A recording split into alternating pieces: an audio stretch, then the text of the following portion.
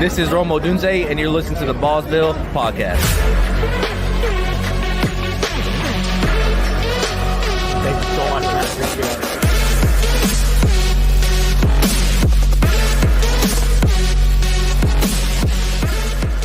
it. And now, your host of the Ballsville Podcast, Scott Fitzgerald.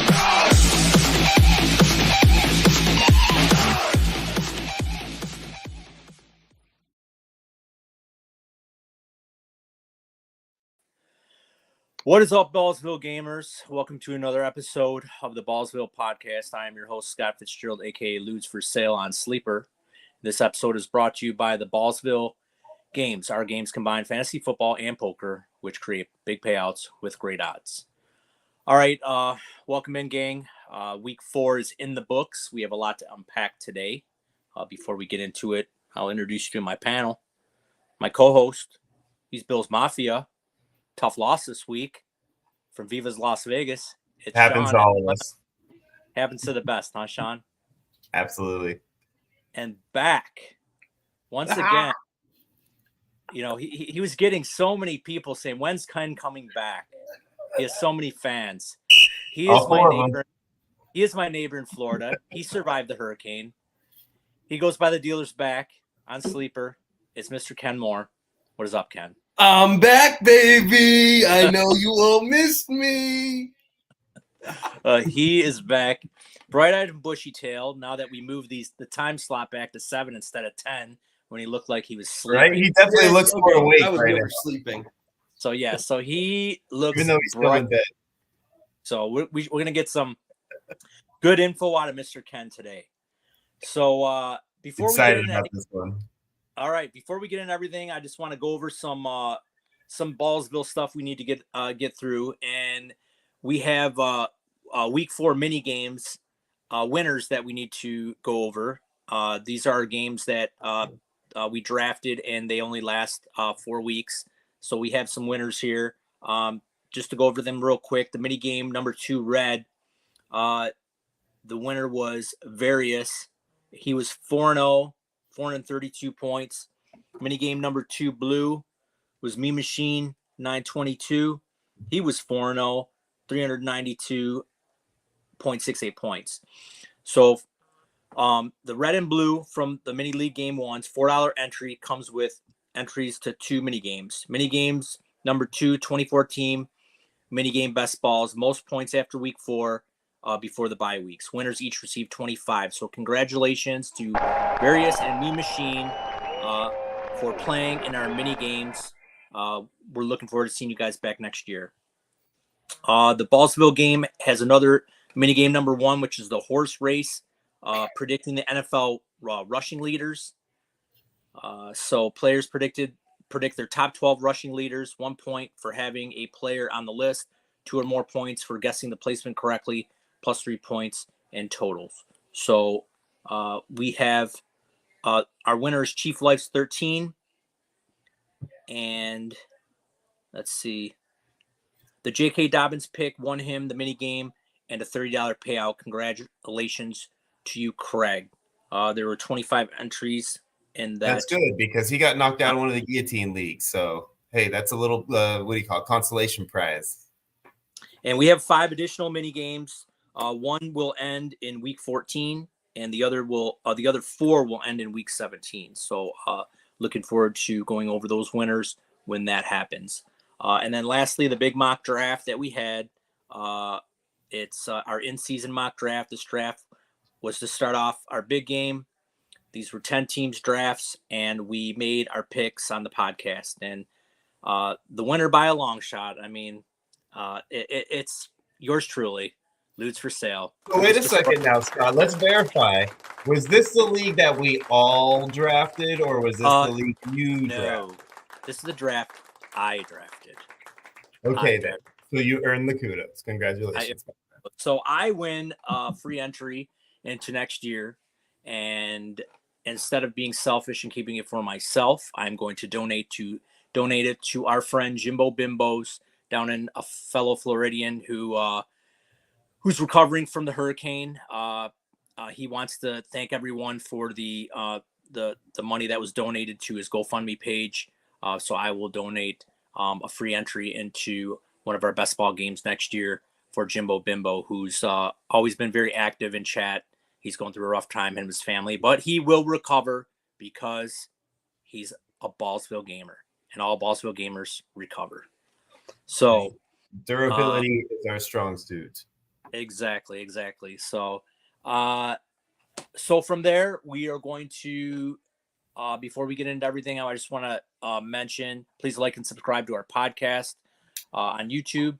That really helps us greatly. And then also go down and look at the ticker that says theballsvillegame.com. That is our website. We work tirelessly on that. It's getting better every week. Go there for all your tools, fantasy needs, and yours to updated standings and your leagues. So please check us out. The website is gradually growing. So thank you again. It's not gradually, it's greatly growing. Thanks to all of you guys. Yes. Thanks to all you guys. So we are going to get into some quick injury reports. I'm just going to whip right through them. Trey McBride still in concussion protocol. It's questionable for the weekend. We have Bijan, who was limited at practice with a little bit of a issue with the hamstring. I'm sure he'll be ready to go this weekend. Just something to monitor. Are you worried at all because of the Thursday aspect? Because a little bit. The practice report tomorrow will definitely tell that. Ken is not worried. He says. I don't think I'm super worried. I mean, if he's practicing tomorrow with anything, whether it's limited or not. I don't think the timeshare aspect that happened in the Saints game, it doesn't scare you a little bit at all. No, not really. I don't. Buffalo Bills, Shakir looks like he has some soreness in his ankle, but he should be able to play through it. He's questionable this weekend. Let's see what else we got here. Jonathan Brooks is still looks like he won't be designated to return to practice this week, so probably still 2-3 weeks out left for him. So keep those Chuba Hubbard shares. Good. Hubbard looks good right now. He does look good. So I think even when Brooks comes back, I think they're going to ease him in, and Hubbard is still going to be able to take a lot of that workload. Let's see. Scrolling down, I don't see anything for the Bengals. The Browns, it looks like Nyheim Hines is practicing. It's not really a big thing. The big thing's Nick Chubb. Looks like he's has a practice window for Wednesday. The thing with Nick Chubb is they're probably going to ease him back in too. I mean, he's coming off a devastating injury. He's an older back. So please keep those Jerome Ford shares in your back pocket. Let's see. We got really nothing for Dallas too much. Denver, not too much for Denver. The Lions, don't see much there. Green Bay, looks like Christian Watson's going to be out a couple weeks with a high ankle sprain. That's unfortunate for us. Not like you were missing much to begin with. What do you think that does for Wicks? Wicks and Dobbs' values go up, and I think they go up a lot. They go up, but just be a little careful because they were in a shootout. They were so behind in that game, so it was all passing the second half. Obviously they'll be the guys to target, but I think they're going to try. They'll be running the ball a little bit more, maybe a 50-50 potentially as well. Yeah, it's not just going to be an air assault every week in that offense. Let's see, the Texans. Tank Dell's questionable for this weekend. Joe Mixon should be back, so that'll be helpful for the running game there. So you don't have to worry about playing Cam Akers. Yeah, you don't have to worry about playing Cam Akers 7 points, which is horrible. Here's a big one. Jonathan Taylor. They're not going to put him on injured reserve. He does have a mid to high ankle sprain. Probably a couple weeks, maybe only a week. We'll see what happens. But that's something to definitely monitor. I don't know about Trey Sermon. I don't know if I'm picking. Ken, are you picking up any Trey Sermon? I am picking up Sermon because there's no one else.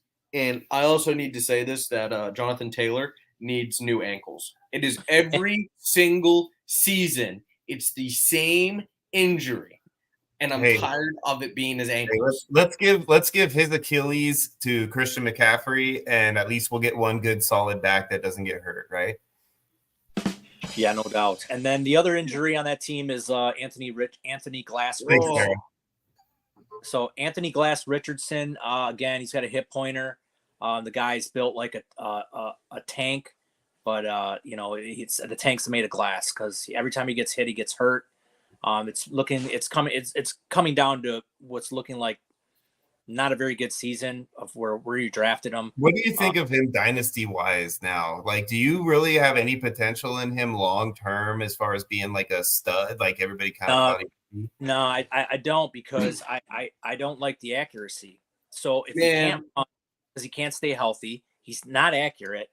So yeah, if I can, I don't know if I'm going to get what I paid for him, but I'm looking to move him.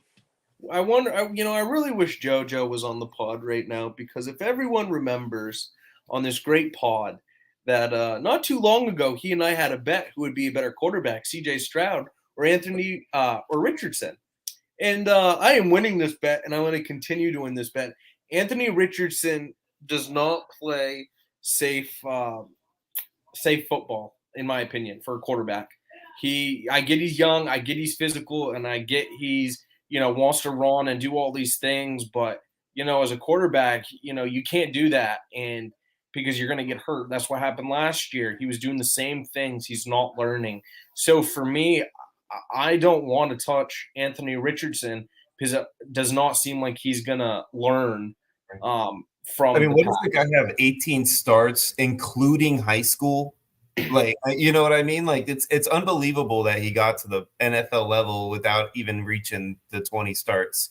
It's crazy to me that like everybody expected him to be at a level that he's not trained to be at, dude. I mean, like, imagine throwing a guy who's been with your company for a year into an executive level position. You can't expect that guy to come out day one and be on his game at that level. It's just not going to happen. So, like the guy was kind of thrown to the wolves slightly, I feel like. And I think it's kind of like the what do you call it? The fruit is coming to the pasture or whatever it is, because it's definitely going to come back to haunt this team. It's going to set them back, and they need to give this kid time. I think they should put Flacco in, to be honest with you, and give this kid more time to kind of get up to speed, because he's just not ready. He needs mechanics help. He needs everything. I will say that Flacco at 40 actually looked pretty good, but I will also say that I'm not going to give up on Richardson. He just needs to be smarter.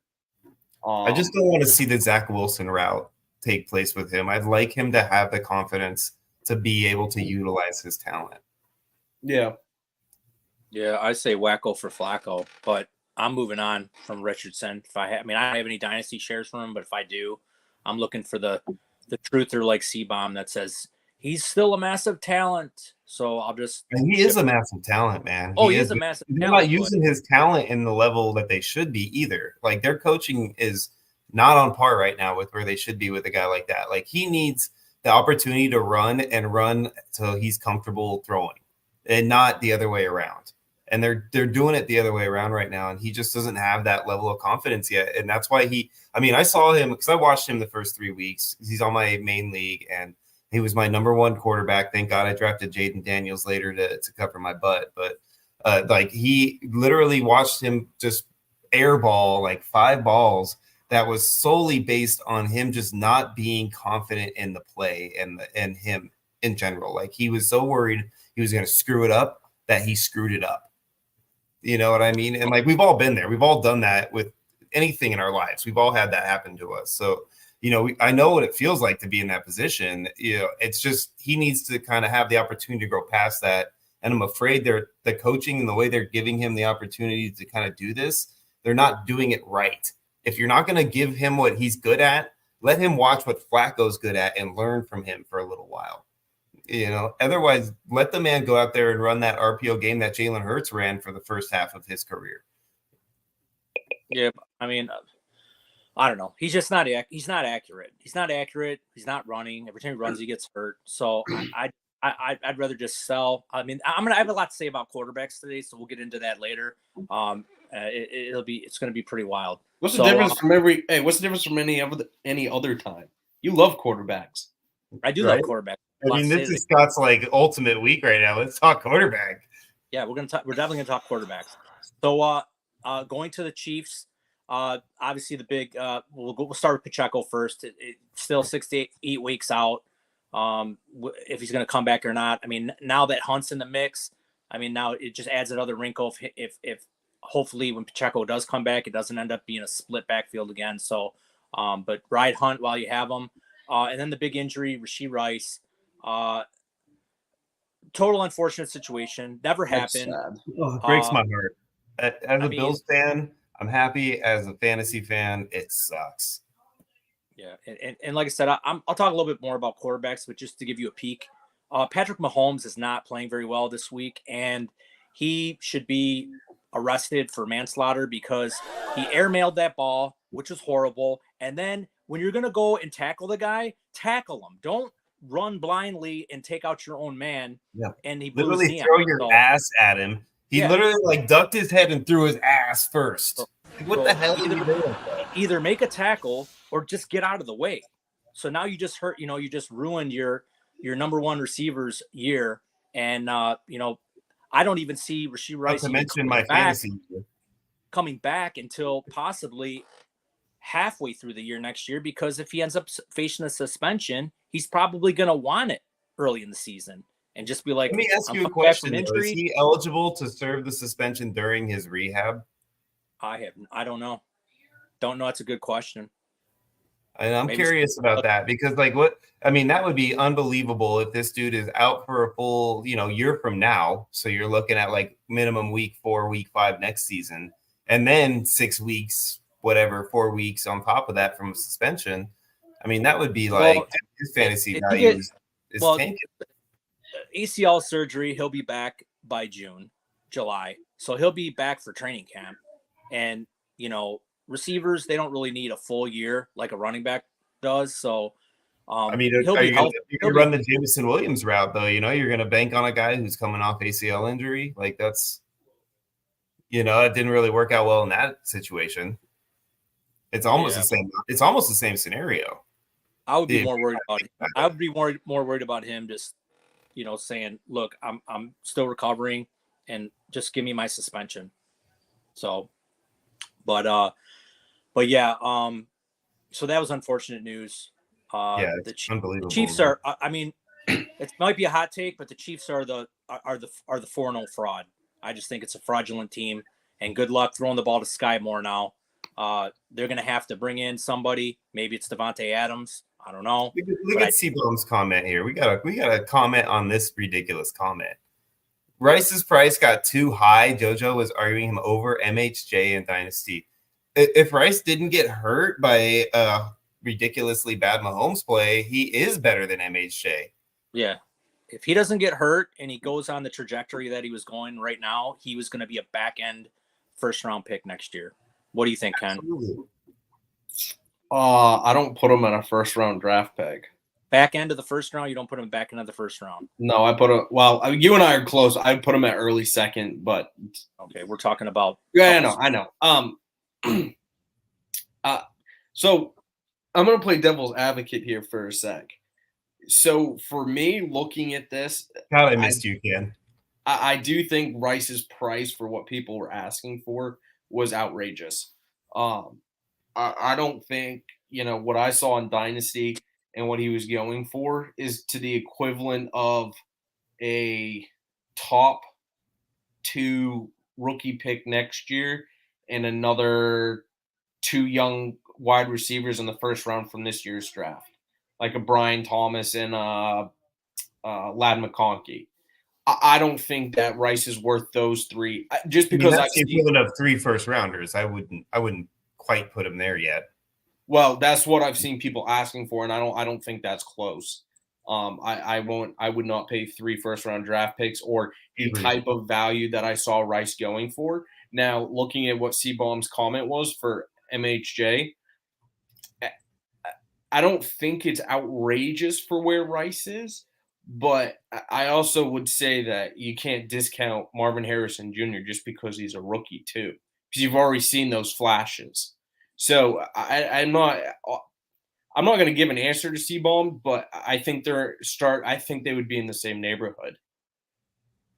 I mean, I get what you're saying. And it's a good argument to have. It really is. Rice is only in his second season, so it's not like he's that much older, and he is tied to the, second greatest quarterback in football right now. So, I can't hate on the Rice aspect, but I do agree with you that Marvin Harrison is a astronomical talent. And, if Murray can be even half of what Murray was drafted to be, MHJ will be a solid pick no matter what.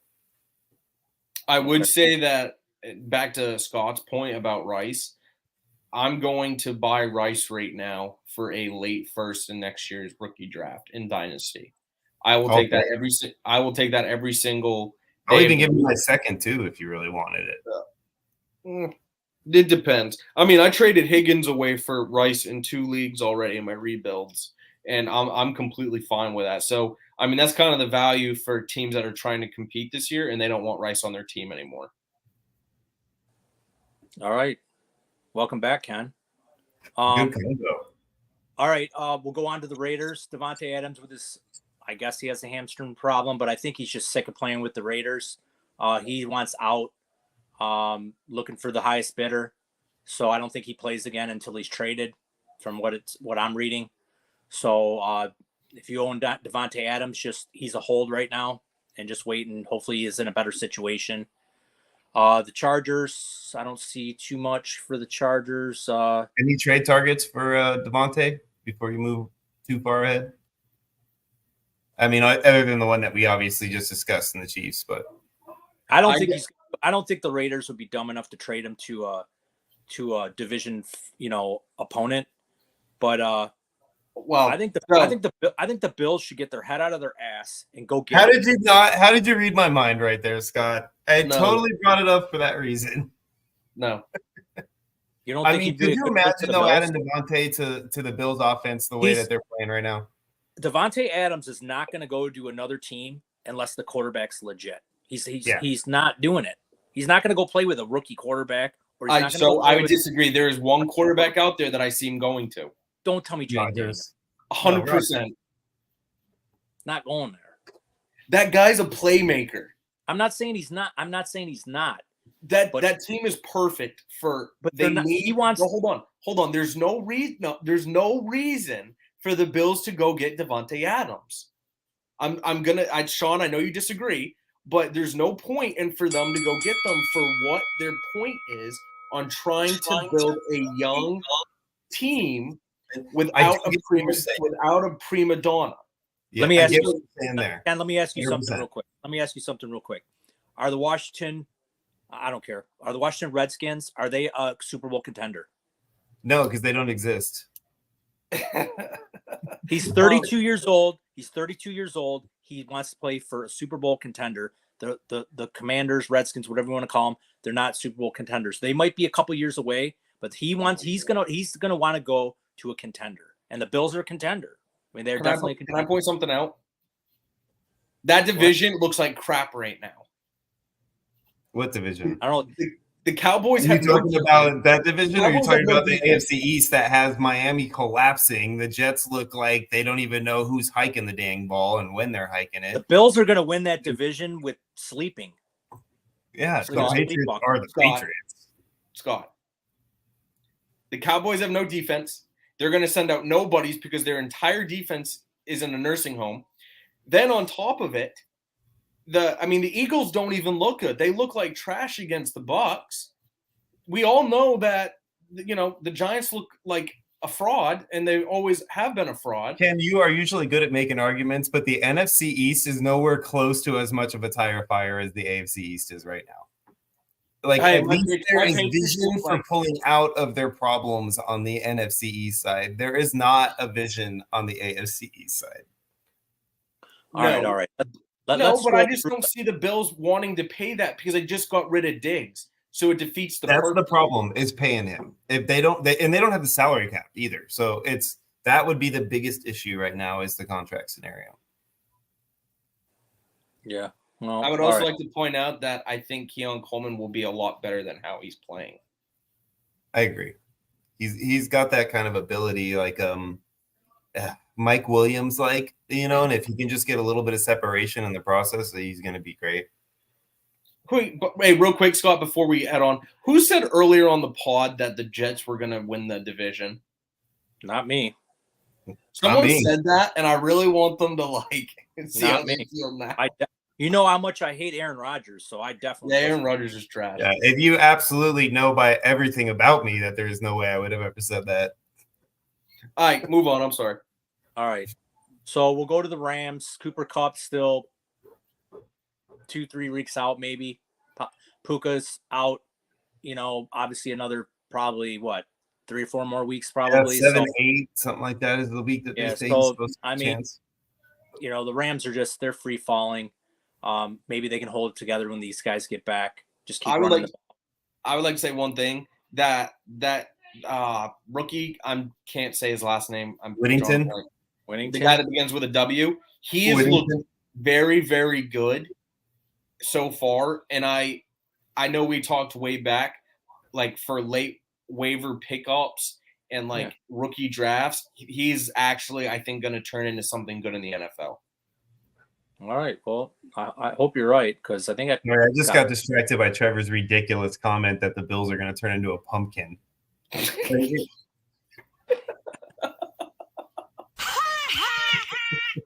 All right. Let's move on. We are going to move to Miami. Crap.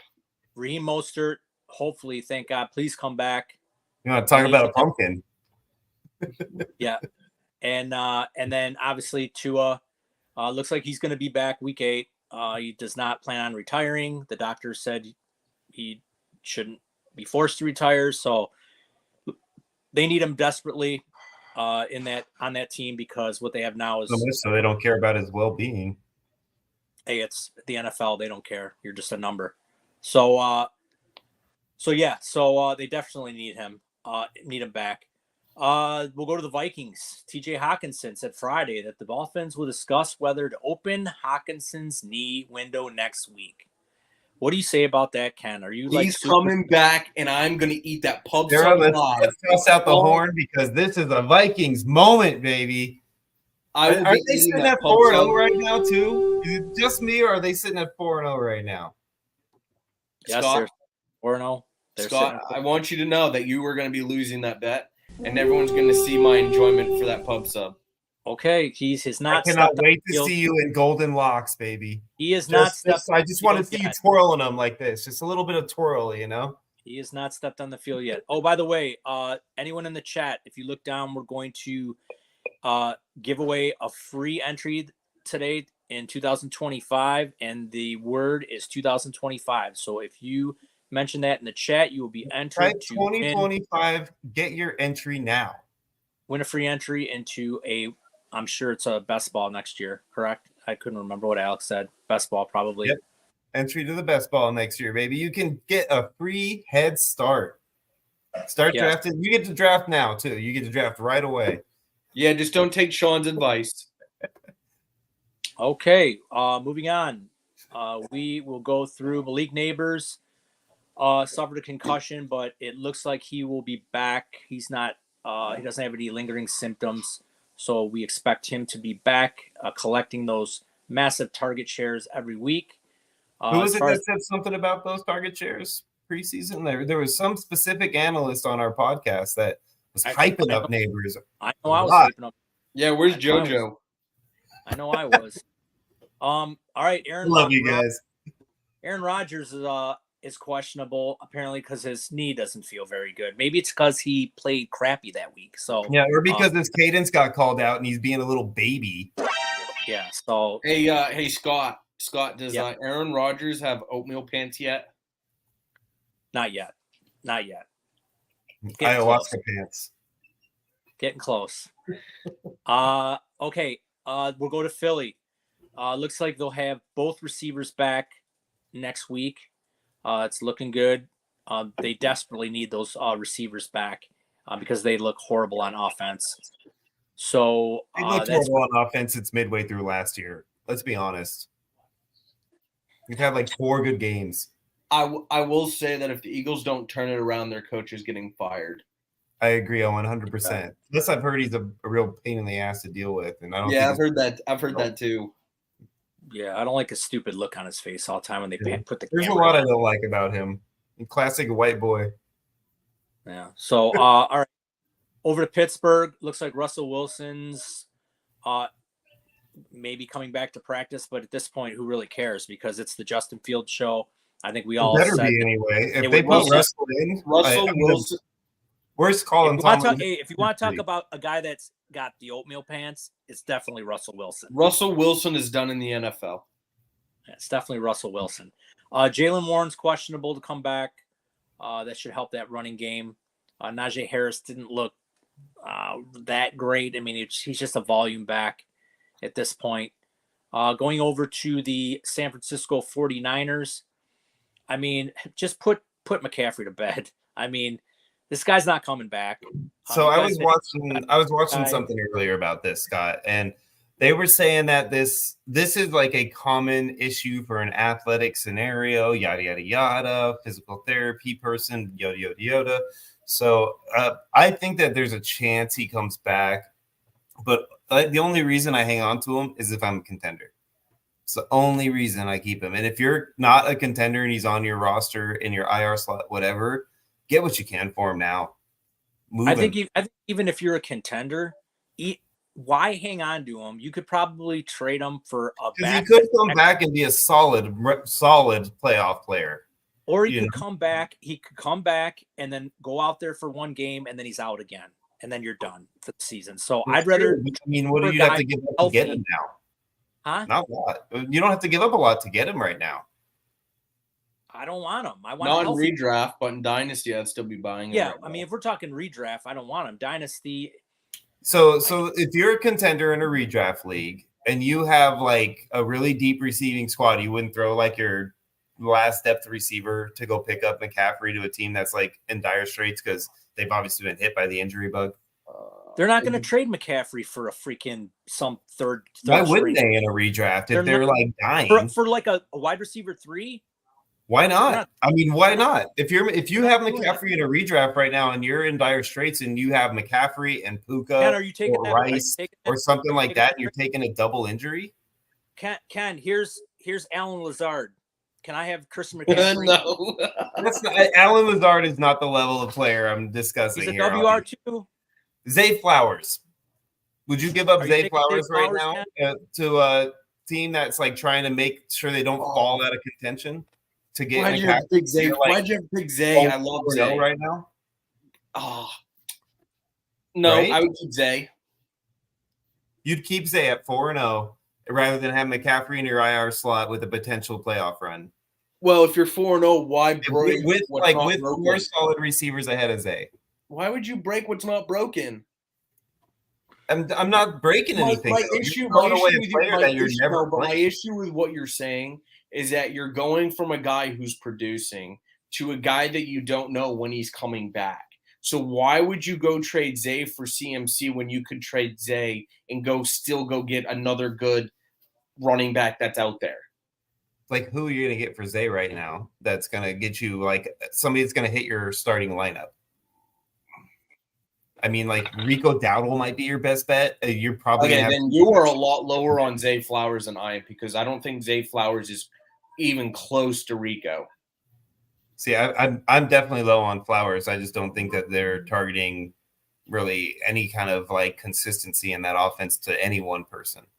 I think Chris said it perfect in the chat. If you're in a redraft, you go trade Zay Flowers for Montgomery, and that's perfect. I think that's exactly where his value is. You're not getting Monty for Zay right now. I would disagree with that. I think you could. You think you could trade away Montgomery right now for Zay Flowers in a redraft? If you're looking for, if you're very short at wide receiver and you're heavy wide receiver, that's a perfect guy to go get. It helps both teams out. I just don't see anybody trading away Montgomery with the running back issues that we're having in the season right now. Especially a guy like Monty. So I don't understand why you're so against Zay when he puts up big numbers, except for last week because the Bills couldn't stop a run game, so they didn't have to throw the ball. He hasn't. I mean, I wouldn't say he puts up huge numbers. I think he had one good week in week 1 where he had like over 10 targets, and then he hasn't really been anything special since then. I mean, tell me who else is getting all the targets there? No one. Doesn't matter if they're not throwing the ball. They're gonna have to throw the ball. I mean, we'll see. All They're right. definitely not needing to so far. I mean, we're talking. I mean, Mark quarters. Andrews is toast, so that leaves Likely and Zay. Yeah, we'll talk about Mark Andrews a little bit later, but let's move on. Enough of Christian and his Achilles McCaffrey. Did I tell you how much I missed you, Ken? Yeah, whatever. All right, we'll go to Tampa. Looks like Mike Evans dealing with knee calf. He's limited through walkthrough, but Mike Evans is a big burly beast, and he'll be back over the weekend. You can't stop Mike Evans. So Mike Evans will be back. Will Levis fell on his shoulder. Didn't go back in the game. I don't know if the coaches wanted him back in the game, so they ran Rudolph out there and he led his team to a victory. I but heard it's like I will say that he's going to be potentially out for a while.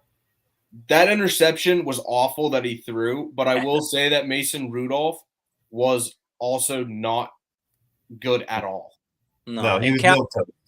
And Callahan said when Levis is healthy, he's going to get his job back. But I mean, that team's not good anyways. So I don't think Levis is going to be healthy for a while. I don't think he's going to be healthy for a while. Yep. And then going to the Commanders. The Commanders, Eckler's questionable to come back this week, so that will definitely help that run game. So that is the injury report, the injury whip around for this week. We are going to move over to the scoring leaders for the week, and we are going to start with the quarterbacks. And the number one quarterback of the week, Justin Fields, number one. Dominating performance. No less. Number two, Baker the Candlestick Maker. And at number Let's two, go. Baker the phenomenal. touchdown maker. Back from his injury. He started off a little slow, but he lit it up in the second half. Jordan Love comes in at number three. Jared Goff, a perfect passer rating, comes in at number four. It's hard not to have a perfect passer rating when you don't miss a pass. Don't miss a pass. Jaden Daniels comes in at number five. Early rookie of the year candidate. It's looking like he's in the driver's seat. I would say basically guaranteed at this point. Yeah, for sure. Lamar Jackson, number six. CJ Shred at seven. Geno, who's having a tremendous year. We'll talk about him later. Eat crow. Comes in at number eight. Sam, I do not see Ghost Darnold, comes in at number 9. Dak, number 10. Jalen Hurts at 11. And Joe Burrow comes in at number 12. With like half a game. So one person I don't see on here is actually I don't see two people on here really, and we're going to be talking about quarterbacks right now. So I don't see Pat Mahomes, and I do not see Josh Allen. So I'm going to do some either or with you guys real quick when we talk about these quarterbacks. So I'm going to go to the matchup tool. On the tools, and I'm going to go to what I call the air assault tool, which is the quarterback stats. And this is going the last 3 weeks, weeks 2 through 4. And right now, sitting at number 1 with 134 attempts and over 1,000 yards is Geno Smith. So my point is, down here in a little cluster, at number 20, there's Pat Mahomes, who on 93 attempts has only thrown for 613 yards. Josh Allen on 78 attempts has thrown for 582. So not too concerned about Josh Allen, but Pat Mahomes is very alarming. So would you rather have the rest of the year going forward, Ken? Would you rather have, and these are the same statistics. These guys have the same statistics, pretty much same statistics. So sitting at number 2, 65 completions, 93 attempts. So they have the same attempts. And Brock Purdy has 900 yards. Rest of the year, would you rather have Pat Mahomes or Brock Purdy? Redraft. Probably Purdy. Okay, so hold on. Can I just say one thing? Yes. I know I have been away from the pod for a little bit, but if you remember about 3 pods ago, you and I had a bet about Geno Smith. and that you thought he was not a good quarterback or anything like that? I never said that. Yes, you did. We had a bet. Oh, We're going. We Sarah, did not go back. What was the bet? What was the bet? Sarah, I know you're in the background. We are going to go clip searching for this and showing it on the next pod. I never said Geno Smith was bad. I know I didn't. We're coming back to it. Yeah, I I know. want to know if he said Geno Smith sucks at football. No, That's what I really want to know. No, I did not say that. I would not say that. Okay, we're going to go to Sean. Sean, pretty much the same thing. Would you rather have Patrick Mahomes the rest of the year, or on 82 attempts, he's got 724 yards, and he has You're gonna say Sam Darnold, aren't you? He has 9 touchdowns in the past 3 weeks. Would you rather have Sam Darnold or Pat Mahomes going the rest of the year? God, I knew it. I knew you were going to do this to me. I'm taking Darnold. I'm taking Darnold because he has Justin Jefferson and Jordan Addison healthy and a Syracuse the music, TJ Hawkinson coming on back. Darnold all the way. You should not have hurt your number one receiver, Patty. That's your biggest issue. Had you not hurt Rice, you'd have been the number guy all day. But you hurt your boy. It's your fault. I would also like to point out, and this is probably biased, but the amount of lucky calls that the Chiefs have gotten this year to be 4-0 on pass interferences. I wouldn't call it lucky. I would call it NFL wanting a three-team championship kind of scenario going on. That's what I call it. It's been bad where it's really benefited the Chiefs, and I think that as a whole, it would actually push Mahomes further down the list for where he's currently ranked. But I've been shocked at how beneficial the calls have been towards the Chiefs this year. Yeah, especially the whole offensive line on this offside issue or whatever off the line, call that they used to call on the Chiefs, and now all of a sudden they call on everybody against the Chiefs. All right, I got another one. I got this one's for Ken. Then I'll go back to, and I'll do one more for Sean. Ken, this quarterback has 67 completions on 99 attempts for almost 700 yards. He plays for your hometown. Would you rather have Baker or Pat Mahomes the rest of the year? Baker. Now that's bold. I love it. I love it. So, and the reason I'm going to say that is the Bucs run game is not good with where it is with Rachaad White. He cannot run, so they are going to have to throw the ball a lot more. You're not worried about Bucky? No, not this year. I think next year. I think he needs a little bit more seasoning under him. But I think Baker is just going to have to air it out a lot this year, and he's going to continue to put up big points this year. Okay. All right, and one more. Rest of the year. I would go this player, but it's too easy. I think everyone would say Jaden Daniels the rest of the year over Pat Mahomes, I'm assuming. But we'll go. I'll throw this one at Sean. Sean, this quarterback has 70 completions with 96 attempts for 800 yards, and he kept you from getting your head chopped yesterday in the Guillotine League. Would you rather have Jared Goff or Pat Mahomes the rest of the year? Again, I have to say Goff. I mean, it's all about the receiving core at this point. It's all about the receiving core at this point. Every guy that you've mentioned has a stud caliber receiving core. So Right. like that's a big difference. So, Scott, who would you take, Baker or Mahomes? I'm taking Baker. Mahomes is not playing well. He's playing terrible. Is there anybody you disagree with out of the group that you threw at us? What do you mean disagree? Like As far as like what we said? no, Would you take Mahomes over any of those guys? all those quarterback. Where I draw the line is probably like Caleb Williams. I'm not taking Caleb Williams, and these are guys that are all in the top 12. So Caleb Williams, I would not take over him. Daniel Jones, I would not take over him. Kirk Cousins. We knew that. I think Kirk Cousins, I still think I would take Mahomes. And other than that, that's probably it. Just those three. Everybody else that's in the top 8, which is going 8-1, would be Daniels, Darnold, Goff, Burrow, Shred, Prescott. Purdy, and Smith. Did you just say you take Cousins over Mahomes? No, I would take Mahomes over Oh, Cousins. okay. Yeah, that's So- your cutoff area right in that range. Yeah, So you're that's- basically looking at like QB like 14. Yeah, so walking down, you're looking at Williams at 12, Rodgers. I still take Mahomes over Rodgers. Even though he's playing real well, I still take Mahomes over Fields. Stafford, I'm definitely taking Mahomes. I mean, here's another one. We're not even talking about this guy, but I give him a pass because of his receivers. It's Jalen Hurts. I mean, would you rather have Hurts or Mahomes? You take Hurts just because of the fact that his receivers are coming back. Yeah, I would take Hurts too. Yeah. So that's kind of where I'm going there. So, hey, let me ask you this one: Justin Herbert or Patrick Mahomes? I'm going to still take Pat Mahomes. Yeah, Okay. me too. Trevor Lawrence.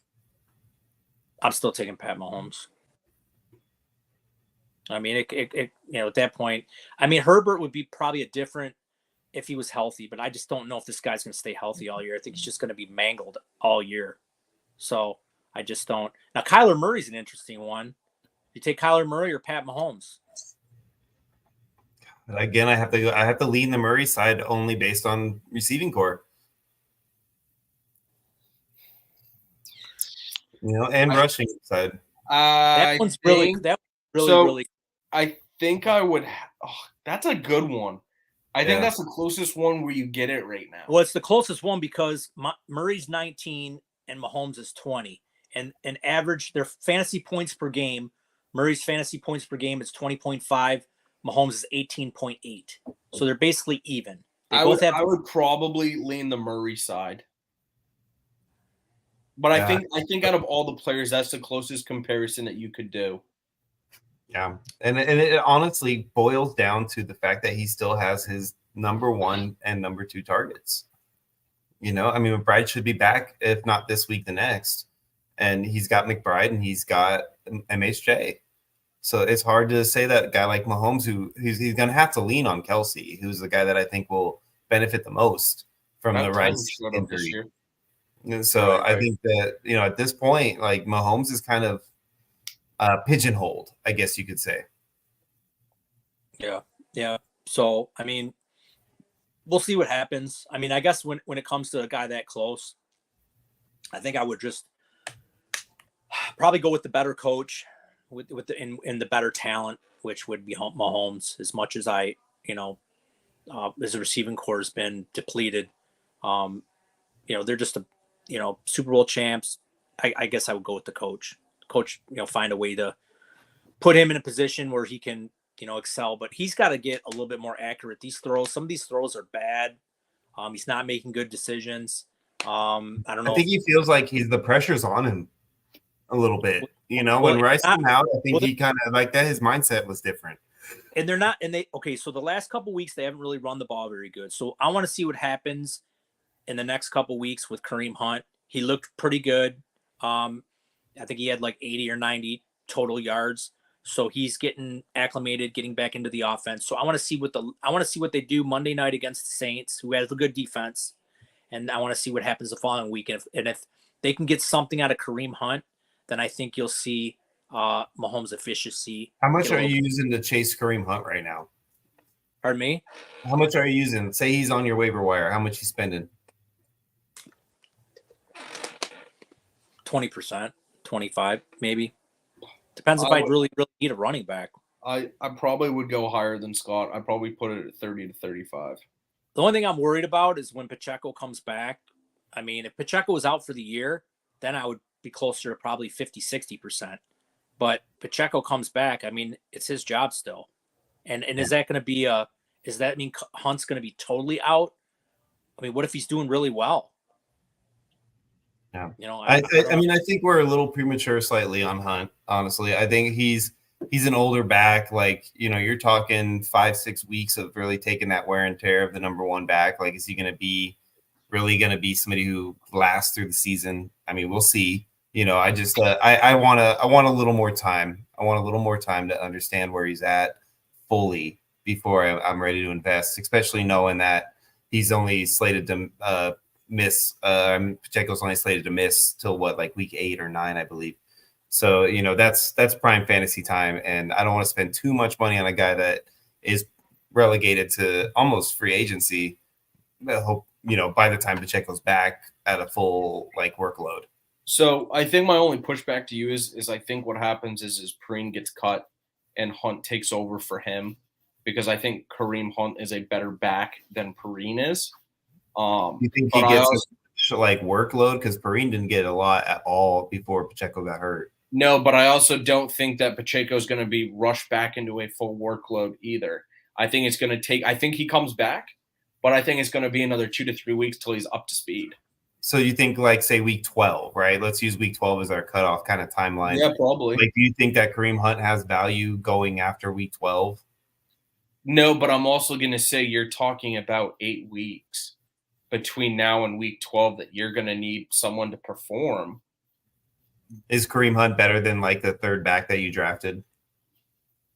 Well, knowing me, I hate running back, so I'm going to need that third running back. So, I think your back is a Pollard, right? Let's put Pollard as a guy, because that's kind of the realm that he will in. Well, I think I'm going to start Pollard over Hunt because Tennessee sucks at passing. Right. So but that's the thing is Hunt worth the money, knowing that you're not going to be really playing that guy when crunch time happens, and you could need that money for somebody that you really could use value for at that point in time? I don't know. I just think it comes down to kind of team makeup, but I think Hunt's going to be a guy that will get you 10 to 15 points for the next 8 weeks. But I'm also going to push back on C-Bomb saying that they're going to cut Steele. They will not cut Steele. They're not going to cut Steele. He run before Steele. Right, exactly. There's no way that they would cut Steele over Perine.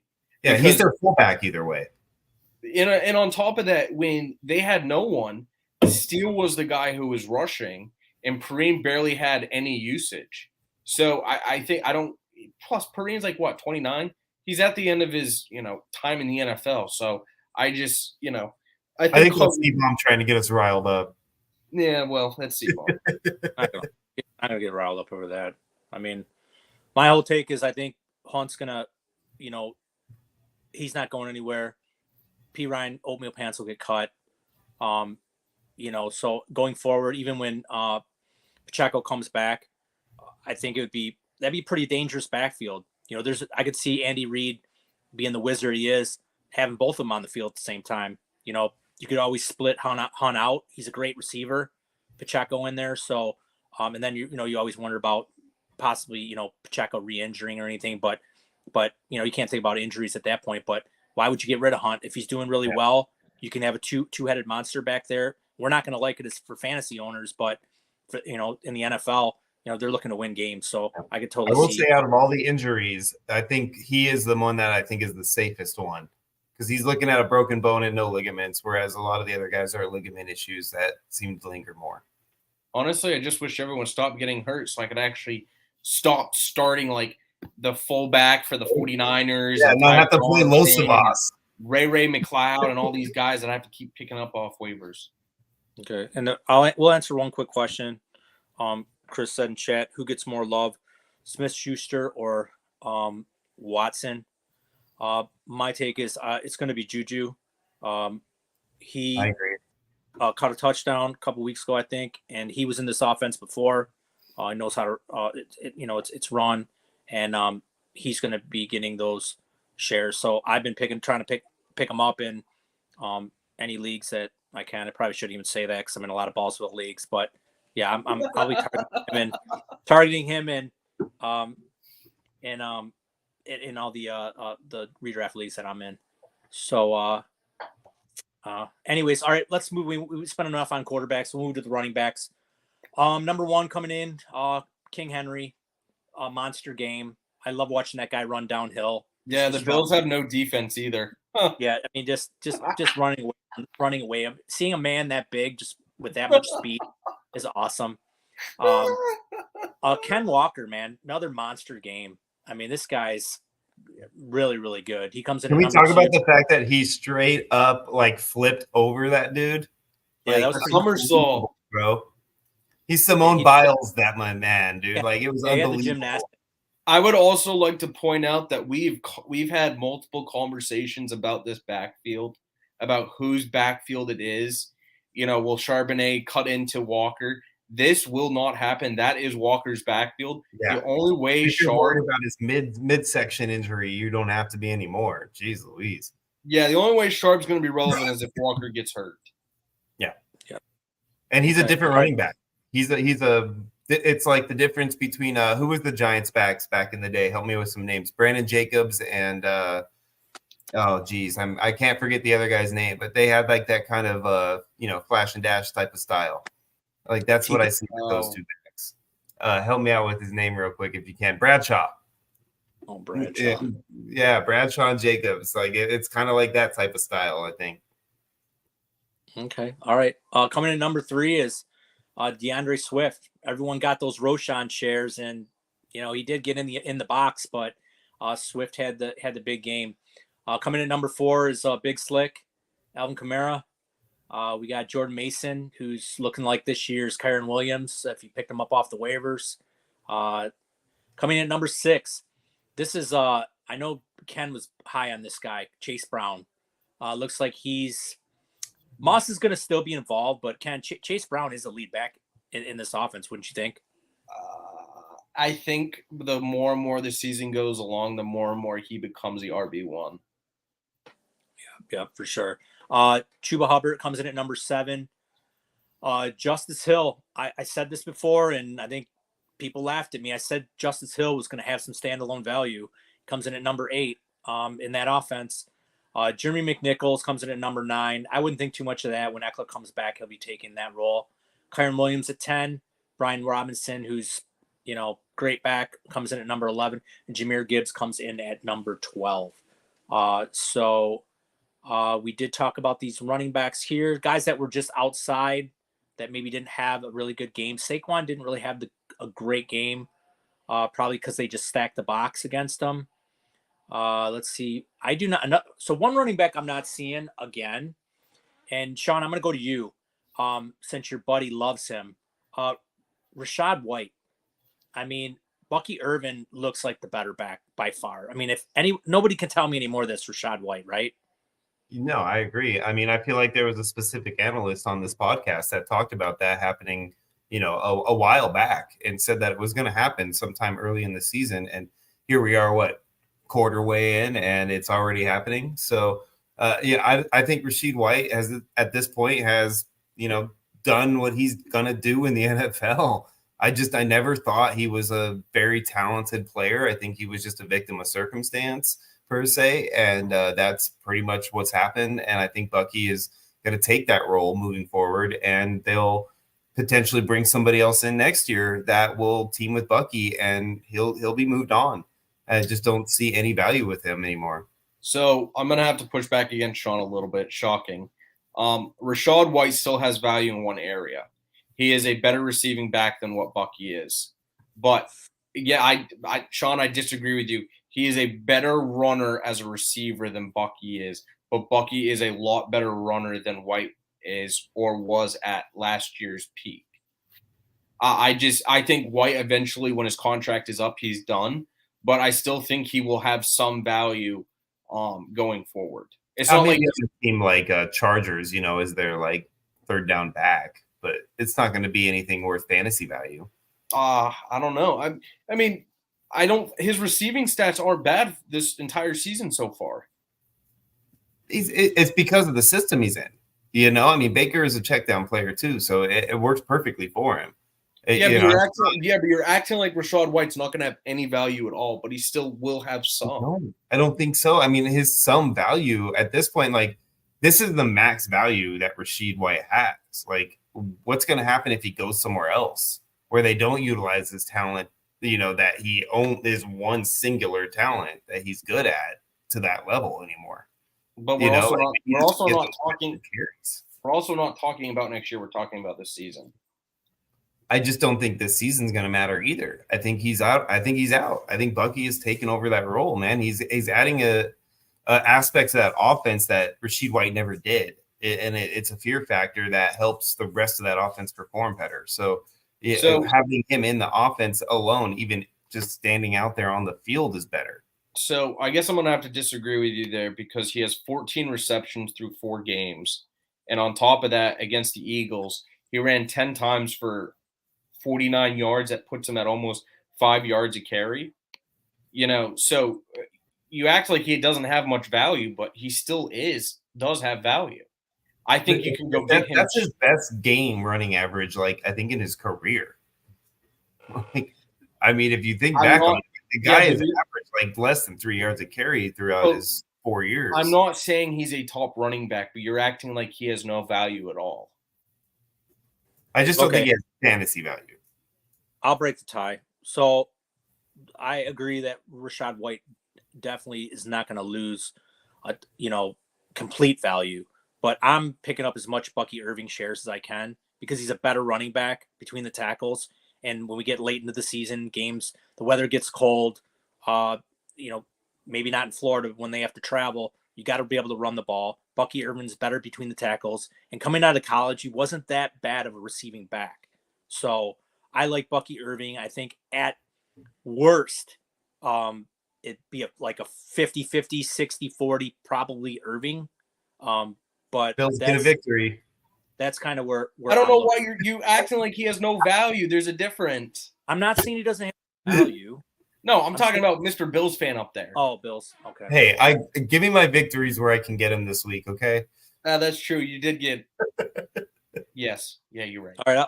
Let me answer the question that Chris wrote in the chat. How long would Jonathan Taylor been out? We kind of went over it a little bit earlier. Any value in picking up Trey Sermon? So I know Ken likes Trey Sermon. I'm going to push back on that a little bit. I'm not going to invest in any of the running game. I'm going to invest in the passing game because if Anthony Richardson is not playing this weekend, I'm investing in Josh Downs, who we'll talk about in a little bit.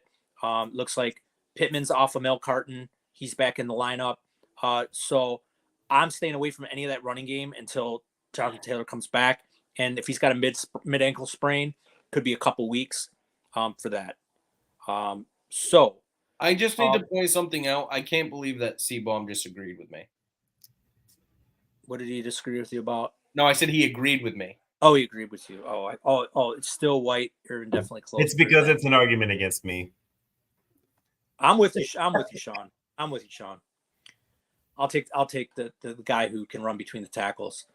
So we'll go over to the wide receivers, and sitting at the top at number 1, the big, burly, manly Nico Collins. Love this guy.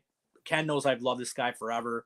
Hey, hold on. We need a little very quick story time.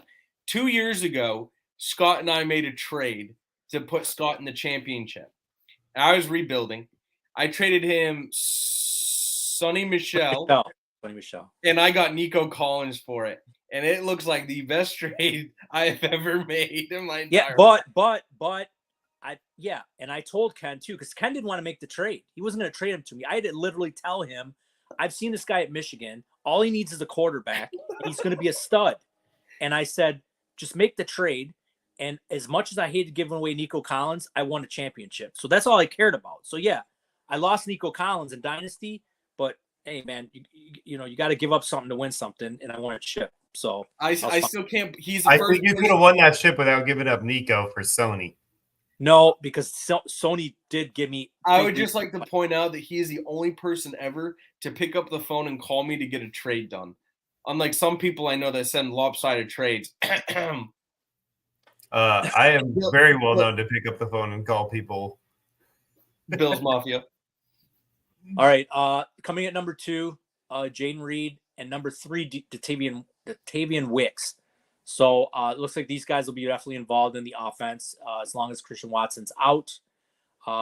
So they come in, and like I said, it's numbers might be a little bit skewed because they were playing from behind. They were getting blown out. So we'll see what happens next week when the game starts at 0. We'll see what kind of the target share ends up, and if they decide to run the ball a little bit more. Coming to number 4, CeeDee Lamb, 5, Big Mike Evans, 6, Malik Neighbors, another monster week. Jordan Addison, welcome back, number 7. He looks really good. That offense looks really good. It's going to be interesting when Hockenson comes back.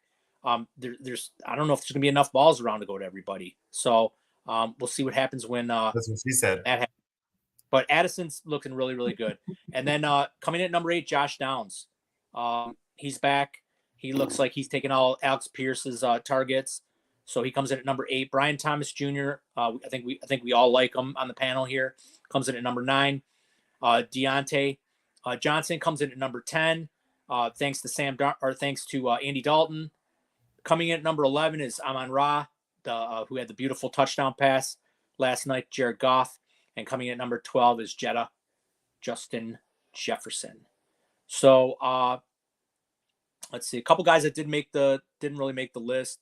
But it's not saying they didn't had a terrible game. But Jamar Chase was number 19.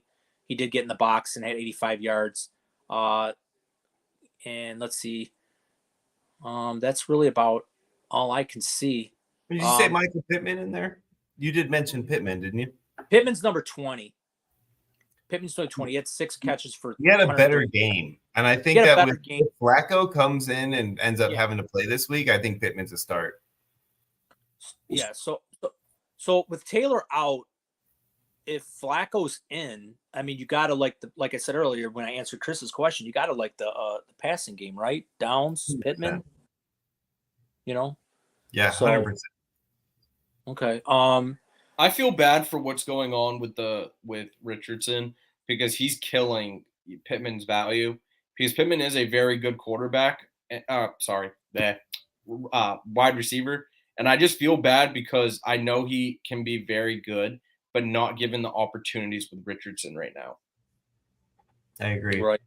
And another receiver, he ended up 22nd. He didn't really get in the box because he had scored a touchdown this year, but I think it's coming. But I mean, George Pickens, I mean, he's the number 1 receiver there. There's no one else there.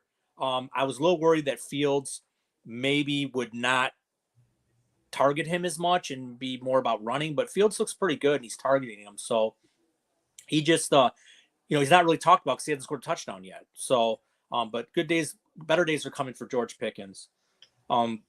So we'll move on to tight ends. Yuck. Which is a complete gross fest.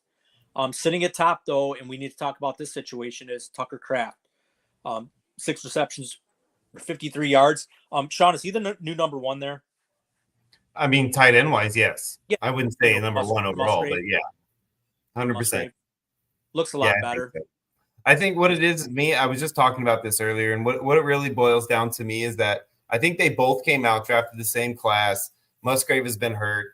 Kraft has been learning. And that's pretty much the difference between the two right now. I think they're both pretty equal as far as talent is concerned. I think Kraft has just been able to learn his craft better, pun intended. So, I definitely feel like Kraft is the guy moving forward at minimum for this season.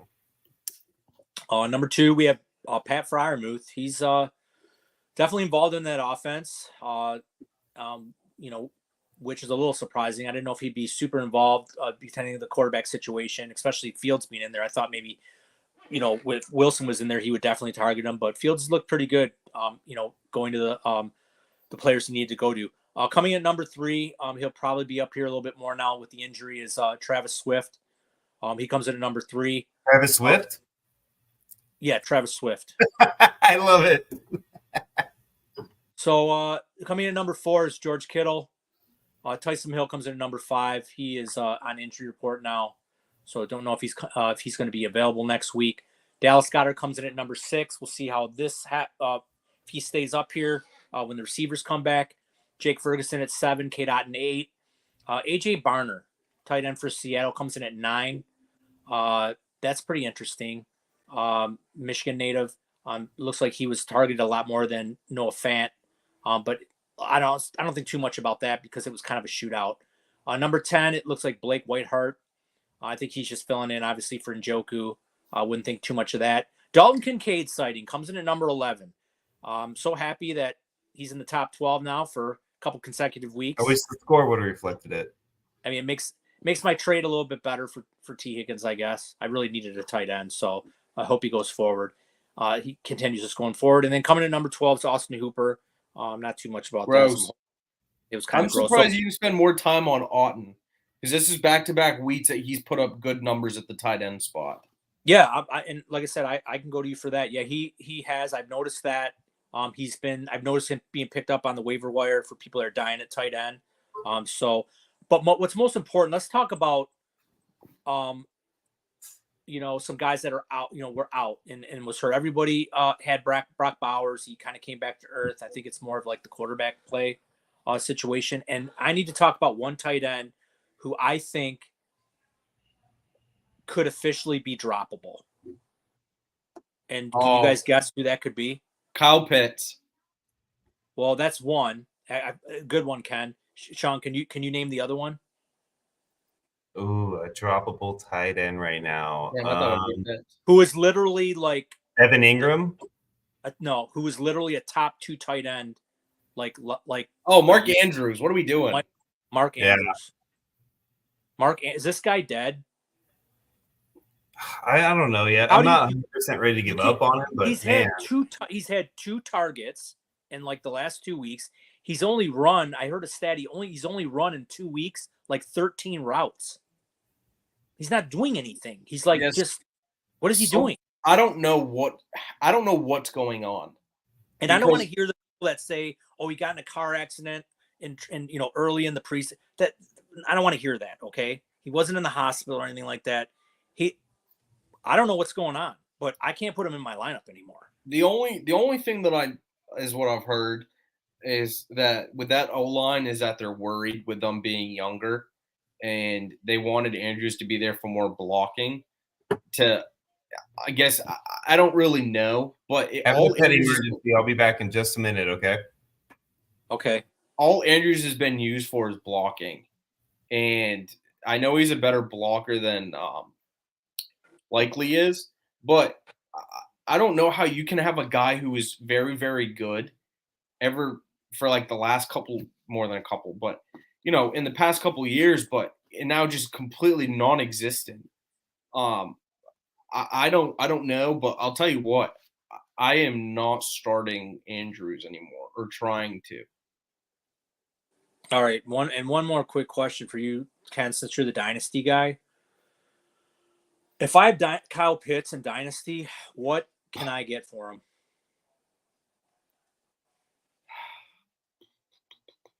Honestly, I don't know if I would trade him because no one wants him. I don't know what's going on, but that offense thinking it would be a London and Pitts show has turned into a Ray McLeod, Mooney, and London show, and Pitts is gone. Well, you know what? Who's taking his targets is Mooney. Mooney's taking all his targets. And what's worrisome is this is a brand new coaching staff, offensive coordinator, whole new. They got away from Farty Smith. Everyone blamed it on Farty Smith. Bring in all new stuff. And like you said, same thing. Same thing. I think something that occurs with fantasy, and I've started to see with a couple players, and I think Pitts is turning into one of them. There's all this hype around them and thinking that he's going to be great, everyone's trading for him, but honestly, does he actually turn into anything? And I think Pitts is starting to be one of those players that he's turning into, just because, another coaching comes in and now all of a sudden he's not doing anything again. So it's just like, I don't know. I just think there's too much hype on Pitts, and there always has been. And he's not a guy that I've always been that high on, but everyone else seemed to. So I don't know. Everyone thought with Kirk Cousins coming here that Pitts would do well. Got you. All right, we got Sean back. Sean, are you back? Oh, I'm back. They're good. The old man had to put the puppy in her place, but they're good now. All right. Okay, we're gonna get into our mid-stakes redraft leagues. We're trying to talk about high stakes and some of our dynasty stuff on pods. We try to pick one league and go over it and do a breakdown for you guys. So this week we have Ken, since Ken's back. Ken's going to do the mid stakes, and don't forget to post 2025 in the chat to win a free entry for next year. So I see a lot of people in chat. Go ahead and put that that code word in, and you'll be entered into the drawing at the end of the show. So we're going to go over our mid-stakes leagues. So I'll let Ken take it away, and there's the screen share. So go right ahead, Ken, take it away. All right, so we're going to start with mid one. You guys can pick on me because with how to say these, but rookie 86, taking it in that league, which is kind of interesting, as you'll see as we talk about these leagues, something with points that people have scored and where they're actually ending up. Short stack 11, number 2, 3-1. And then El Super Bisto, number 3, also 3-1. It's kind of interesting because you can all look at 1, 2, and 3, and their points are all the same. So, it's just kind of interesting because if you also look further down, K-Dog, whatever, he scored the most points in the league, and, he's sitting in 5th. And that's kind of a interesting theme that I've seen in, a lot of leagues so far this season is, a lot of the high scoring teams have actually aren't in the top 3. They're kind of sitting out like 4, 5, and 6. So, that one is going to be a very, I think going forward, a very close league. Proud of El Super Bisto. I wonder if he has Bryce Young on that team. Let's see. Going to number 2. T Zillion 18 is in the lead, leading it 4-0. K Doggy Dog is 3-1, and then Mike's the guy is sitting there at 3-1. Nothing really popping out with this one. As we get near the middle of the season, it's going to be interesting to look kind of back to see how these have changed with injuries and bye weeks and stuff like that. Going to mid 3, Phil 3988 is leading it at 675 points. At the end, we're going to kind of take a look back at all the leagues to see who's scoring the most points and stuff. But he's leading it at 4-0.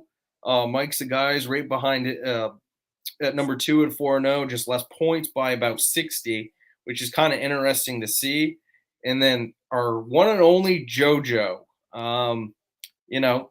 taken out there at 3rd, which is kind of interesting. We're already 4 weeks in, and those guys already have a 2-game lead coming in. So it looks like you're going to have 2 or 3 powerhouse teams in that league.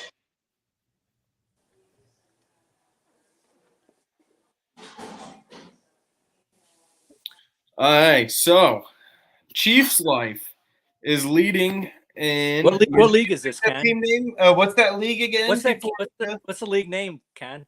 Oh no. Yeah, no. Give him a little preview of how we say it. I want Ken to say, Ken, what's the league name? Noob. Noob. That's all I'm going to say, noob. Oh, it's so great. But Chiefs Life sitting at 4-0, scoring 590 points. Brady D sitting at 2nd, 3-1, 613 points, which, interesting to see that he scored more points than Chiefs Life, but he's sitting in 2nd. And then now you have a really, really just like list of teams all sitting at 2-2. So you go from 3 to 8, and everyone's sitting at 2-2. So, and this time it's cash 3, just because of points. But I mean, you have Great Danish, sorry for cussing, Finch, K Doggy Dog, and Mr. Been doing this, all sitting at 2-2. So that will be a close one. So it'll be interesting to see later on in the season how who kind of moves around and who drops. Mid 5, Mike's the guy again sitting in the top 3, 4-0. Mr. Been doing this 3-1. Cash 3 sitting in 3rd, still 3-1. Chiefs Life at 4, sitting at 3-1. And then, Pablo One Escobar. I wanted to kind of point this one out because, he's 2-2, but he scored 596 points. So, something to be kind of to look at later on in the when we take a look at this again. Mid six, Eddie Money sitting at 4-0. What's that one? A-Proth sitting at 3-1. Adrenaline Mob sitting at 3-1. And then Sorry for Cussing. It's kind of unfortunate because he scored the most points in the league, but again, sitting at, the 4, 5, 6 spot, so just kind of the same thing going on in leagues.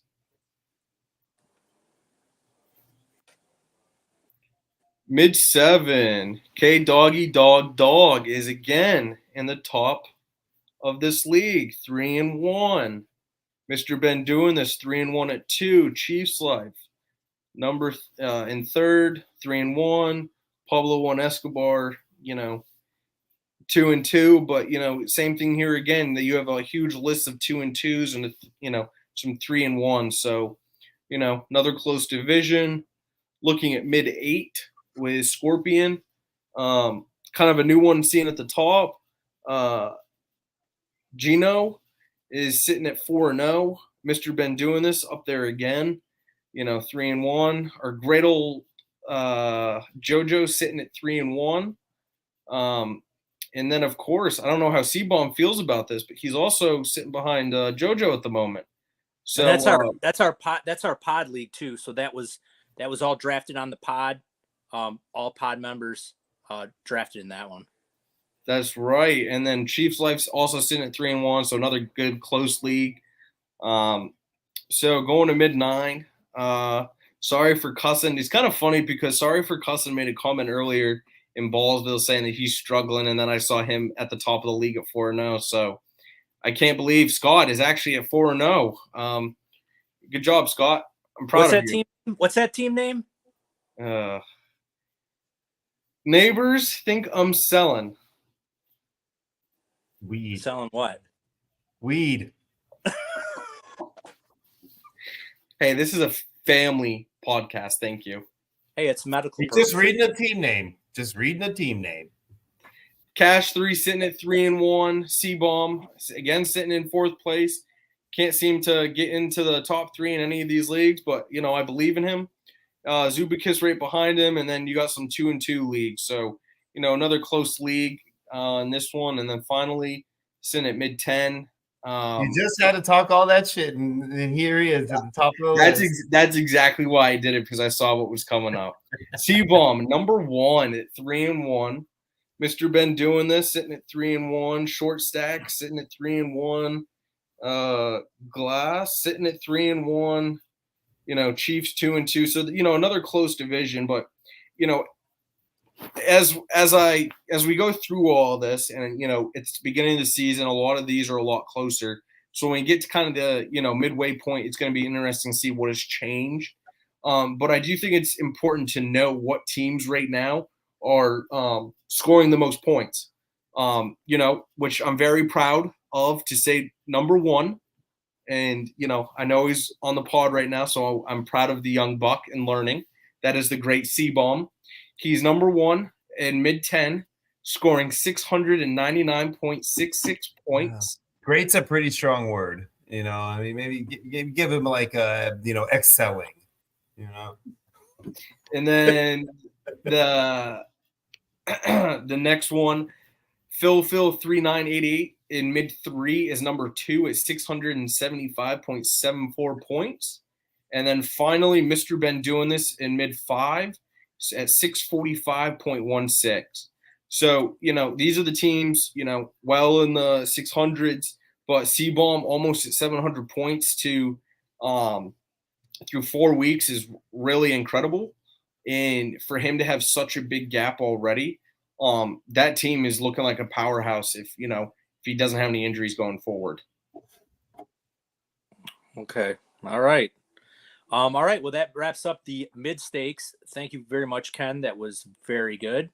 We will do another recap on Friday from another league. I'll have to check with Alex and see what he wants to do. If he wants to do Dynasty, if he wants to do maybe the redraft 25 leagues, or we could just do the high stakes again. Oh my gosh, look who just popped in. Wow, what a Presidente shocker. of Alex.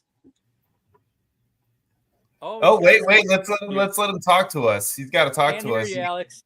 Yep, we can't hear you, buddy. You got to unmute yourself. Yeah.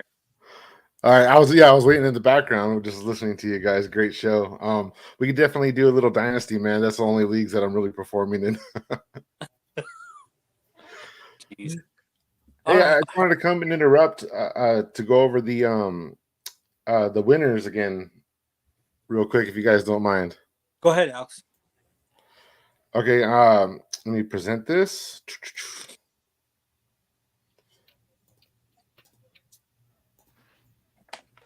I know I saw Chief Life jump up in the chat here, and I wanted to go over his part. So, like Scott was saying earlier, if you're in the chat right now, if you're part of the mini leagues, the way too early best ball drafts, you get for your $4 entry. One of the things you get is a free entry into a couple of mini games, and one of them was just a simple, weeks 1 through 4 best ball draft. Winner here, Various, gets $25. And then Blue, these are both 24 teams. Mean Machine here gets $25. Congratulations to you. And if you're part of the horse race, this is just for the running back rushing leaders through the first 4 weeks before everybody goes on bye weeks. And here's your top 12 rushing leaders. Number 6 would be Lamar Jackson, but he's not a running back,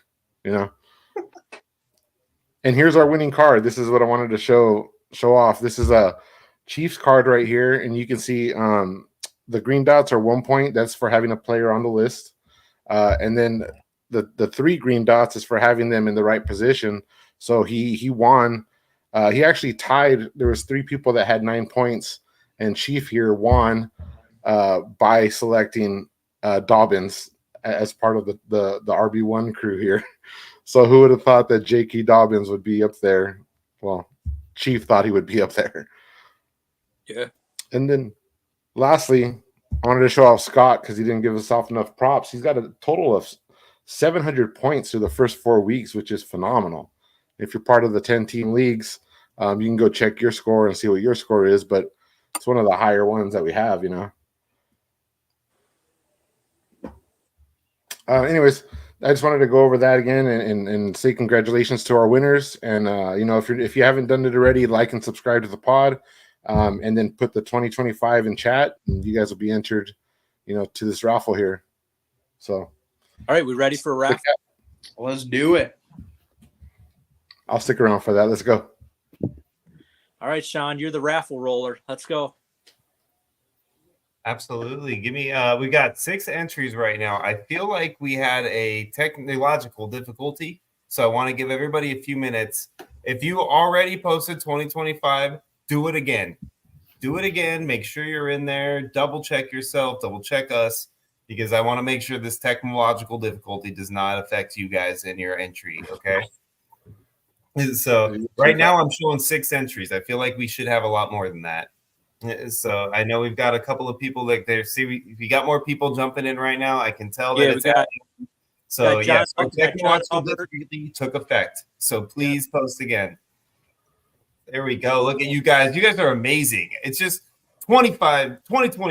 I love it. This is what we need right here. Beautiful. Good luck, everybody. All right.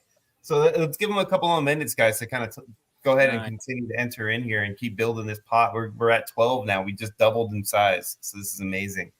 So I love it. Alex, I have to ask you, my friend, how excited are you about the triathlon game? We didn't talk about it at all. I got to bring it up. How excited are you? We're getting really close, man. We're halfway to the guillotine time. Are you excited? Yeah, I'd be a little bit more excited if I was doing a little bit better in that league, but it's shaping up to be a real good time. If you guys don't know what it is, we do weeks 1 through 8 is just regular redraft. It's 20 teams. And then as soon as week 9 hits, the bottom two teams based off of record, including the league median. The bottom two teams get cut between weeks 9 to weeks, I believe 14 it is. And that's the guillotine portion. So then we end up with the top 8 teams, and then we go into a best ball format for the playoff game, and we coast on to the championship. And it's the brainchild of Sean and Scott here, and I put a little bit of our spin on it. We're going to incorporate a little bracket next year and try to get the multi-league aspect to it, and it's got a lot of potential, man. So I'm pretty stoked about it. How do you feel? I'm excited. I'm in the same boat as you as far as wishing my team would do better, because I know I'm not even going to make it to guillotine at this point, but I'm definitely enjoying the ride though. Either way, I'm really excited to see how this guillotine portion plays out, because this is a wholly different standard than your average guillotine league. This is a whole different dynamic. So I'm really interested to see how it kind of goes forward. It's exciting. The whole point of best ball is because we want to get out of your guys' way, because you got leagues to go win, man. You guys got redraft and dynasty leagues to go perform in, set your lineups. We like to keep it best ball because you can have as many leagues as you want, and then we just get out of the way and you come back and see if you won. Yeah, my team started off really good, except I lost to a girl week 1, which I was not happy losing to a girl. And then I lost Cooper Kupp, and then I just lost Rashee Rice. So I think I'll make the top 18, but I'm definitely going to have to start spending my fab dollars once the – Wow, it's kind of interesting because we have a team in there that's 1-7. Can anyone take a guess on who that is? Oh, yeah, we all know who that is. Okay. Hey, I'll take the losses as long as the Bills keep winning. I know it didn't happen this week, but I got to win this week in triathlon. So if that means that next week I have to take an 0-2 for the Bills to take a victory, I'll be the one that jumps on that grenade. So what happens when you go 1-9 and the Bills lose? You might want to call the suicide hotline, have somebody hang out with me for the day, make sure I'm okay. all righty. So we Sean. got enough. How many got in there, Sean? We ready to roll? All right, we're at 12 entries, man. I think we are GTG. You guys ready for this? All right, let's Good do luck. it. All right. I know we don't have Sarah anymore, but I'll do the drum roll. There we go. The drum roll. Grinder. He's gonna when he wakes up, he's gonna be excited. He wakes up. Cool. All right, well, Grinder, I'll send you the Omega. Congratulations. All right, and Nice. This is for a best ball, right, Alex? Next year. Yeah, best ball for 2025. It's going to end up being a $7 value. Nobody was a fan of the 650. That decimal point caused a lot of issues, so we're just going to go ahead and make it a flat 7 for next year. All right, cool. All right, that wraps up tonight's show. We will be back on Friday. We'll be talking, breaking down another league, and we'll be looking forward to the weekend's games and talk about your trades in your leagues and some start-sit questions for you guys. So go ahead and if you're part of our Discord, go to Connor made some pretty nice threads for start-sit questions and for trades. Go ahead and get in that Discord and go ahead and post your trades and your questions. And how do you want those trades posted, Sean? Just throw them up in a screenshot, but make sure that you screenshot only the trade. We don't need to see your battery life and all the other comments slightly above it or any of that other stuff. Just click the trade, screenshot the trade, send it on over. We'll do the rest. All right. Well, for my producer, Sarah M21, for Alex El Presidente, Westlex, the dealer's back, Ken Moore, and my co-host, Sean S. Clem. And don't forget, folks, on Monday, go ahead and tune in to Sean's Guillotine Pod. It's really fun. It's cool. And like I said, if you don't laugh from that opening that segment, then and I don't know what's going to make you laugh. But until then, folks, I'm Lutz for Sale. Till Friday, folks, we're out. That's a wrap.